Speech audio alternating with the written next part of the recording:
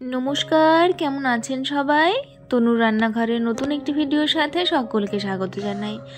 আজ আমি দেখাবো শোল মাছের কারি। তো এখানে আমি প্রথমেই কিন্তু ভালো করে 500 গ্রাম শোল মাছকে চামড়াটা বা শোল মাছের যে স্কিনটা থাকে সেটা ছাড়িয়ে খুব ভালো করে ছোট ছোট পিস করে কিন্তু আমি টুকরো করে নিয়েছি। আমি এখানে 500 গ্রাম শোল মাছ নিয়েছি।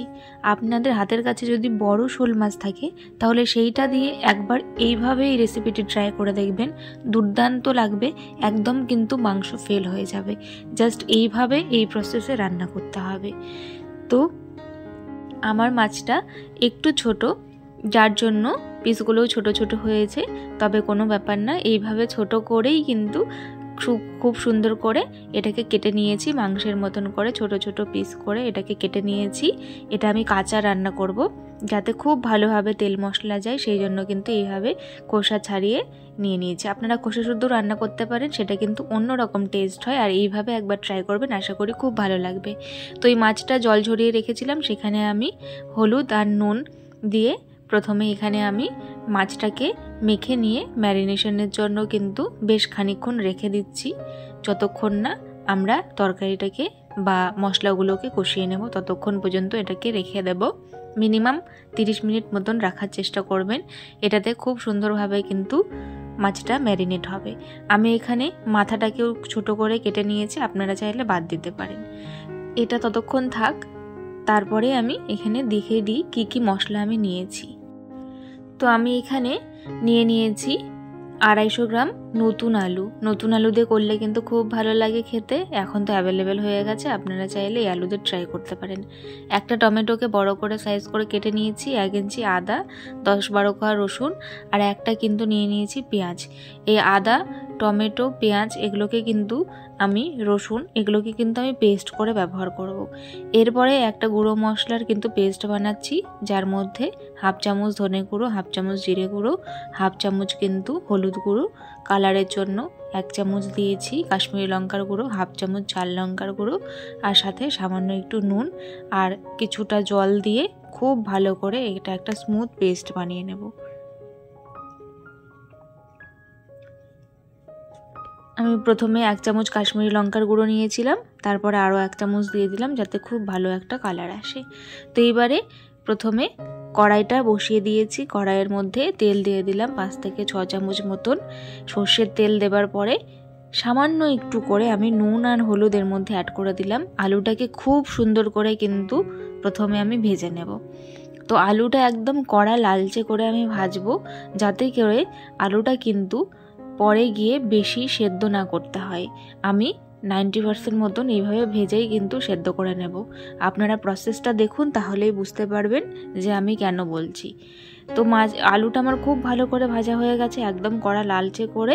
এরপরে আমি ফোড়নে দেব, নিয়েছি একটা তেজপাতা, একটা শুকনো লঙ্কা, আর সাথে 1/2 চামচ জিরে আর কিছু গোটা গরম মশলা, লবঙ্গ, এলাচ, দারচিনি আর গোলমরিচ আমি এটা ফোড়ন দিয়ে দিলাম।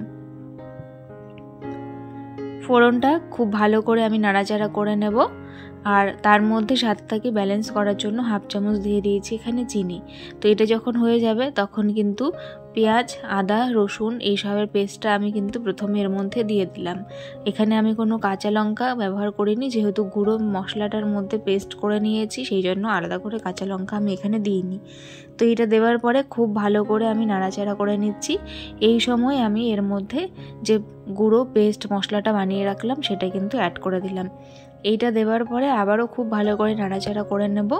এই মশলাটার মধ্যে যেহেতু কাশ্মীরি লঙ্কার গুঁড়ো দেওয়া আছে, সেই জন্য খুব সুন্দর করে কিন্তু কালার ছাড়তে শুরু করে দেবে। খুব ভালো করে এটাকে কষাতে হবে ততক্ষণ যতক্ষণ না তেল ছেড়ে দিয়েছে। তো আজকের রেসিপিটি যদি আপনাদের ভালো লেগে থাকে তাহলে প্লিজ চ্যানেলটিকে লাইক, শেয়ার, সাবস্ক্রাইব করে বেল নোটিফিকেশানটি অন করে রাখবেন, এতে করে আমার ভিডিও নোটিফিকেশান সবার আগে পেয়ে যাবেন। দেখুন খুব ভালো করে কিন্তু তেল ছাড়তে শুরু করে দিয়েছে, আর খুব ভালো করে কাঁচা গন্ধটা যাওয়া অবধি এইভাবে কিন্তু আমাদেরকে মশলাটা ভালো করে রেডি করতে হবে। মশলাটা কিন্তু যত ভালো প্রথমে আমরা কুক করে নেব তত ভালো কিন্তু খেতে হবে। তো সেই জন্য এই মশলাটাকে খুব সুন্দর করে প্রথমে একটু হাতে সময় নিয়ে কিন্তু কষিয়ে নেব। এরপরে টমেটো একটা নিয়েছিলাম, সেটাকে পেস্ট করে এর মধ্যে আমি অ্যাড করে দিলাম। টমেটোটা দেওয়ার পরে টমেটোর কাঁচা গন্ধ চলে যাওয়া অবধি কিন্তু আমাদের ওয়েট করতে হবে। একটু সময় নিয়ে এটাকেও কিন্তু খুব ভালো করে কষিয়ে নিতে হবে। এই সময় কিন্তু আমার গ্যাসের ফ্লেম লো টু মিডিয়ামে রয়েছে। এইভাবেই কিন্তু ধীরে ধীরে কষিয়ে নিতে হবে। শোল মাছের রেসিপি এইভাবে আপনারা কে কে খেয়েছেন অবশ্যই জানাতে ভুলবেন না। না খেয়ে থাকলে একবার ট্রাই করে অবশ্যই কমেন্টস করে জানাবেন কেমন হয়েছিল খেতে। তো এই পর্যায়ে কিন্তু মশলাটা যখন পুরোপুরিভাবে কুক করা হয়ে যাবে, সেই পর্যায়ে কিন্তু আস্ত করে শোল মাছটা আমি এর উপর দিয়ে দেব। দিয়ে হাফ কাপের মতন একটুখানি জল দিয়ে এইভাবে ঢাকা দিয়ে আমি কিছুক্ষণ রান্না করব, যাতে খুব সুন্দর করে শোল মাছটা না ভেঙে খুব ভালো করে সেদ্ধ হয়ে যাতে এটা কষা কষা মতন হয়ে যায়। তো 5 মিনিট ঢাকা দিয়ে রেখেছিলাম, তারপরে আবার তুলে নিয়ে বেশ খানিকক্ষণ হালকা করে একটু নিচ থেকে নাড়াচাড়া করে দিলাম, যাতে করে নিচে ধরে না যায়। তো এই পর্যায়ে আমি এখানে ভাজা আলুটা দিয়ে দিলাম। ভাজা আলু দেওয়ার পরে গ্যাসের ফ্লেমটাকে লো করে আবারও 5 মিনিটের জন্য আমি ঢাকা দিয়ে রেখেছিলাম। আর যখনই ঢাকা তুলবো তখনই কিন্তু এইভাবে আস্তে করে নিচ থেকে খুন্তি দিয়ে যতটা সম্ভব সাবধানে এইভাবে কিন্তু একটু নাড়াচাড়া করে দিতে হবে। দিয়ে আবারও আমি ঢাকা দিয়ে দিলাম 5 মিনিটের জন্য। তো দেখুন 5 মিনিট পরে আবার তুলে নিয়েছি ঢাকাটা তুলবার পর কিন্তু এখানে দেখুন মাছগুলো আমি দেখালাম গোটা গোটাই রয়েছে আর জলটাও শুকিয়ে গেছে। এইবারে কিছুক্ষণ এটাকে একদম ফ্লেমটাকে লো করে কিন্তু ভালো করে কষিয়ে নেব। এই জায়গাটাতে খুব ইম্পর্ট্যান্ট একটা পার্ট, যাতে দেখতে হবে মাছটা কোনোভাবে ভেঙে না যায়, যেহেতু কাঁচা মাছ ব্যবহার করেছি সেই জন্য। তো খুব ভালো করে যখন কষানো হয়ে যাবে এখানে আমি 1 কাপ মতন জল অ্যাড করে দেবো।